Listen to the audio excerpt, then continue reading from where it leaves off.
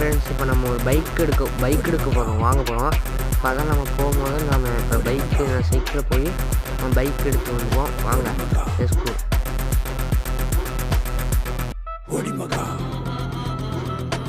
இந்த இடத்துல லொக்கேஷனில் இருக்கலாம் பைக்கு ஷோரூமு செகண்டில் விற்கிறாங்க. நம்மளால முடிஞ்சதை வாங்க வந்தேன். சரி பாருங்கள், இவ்வளோ பைக் இருக்குது.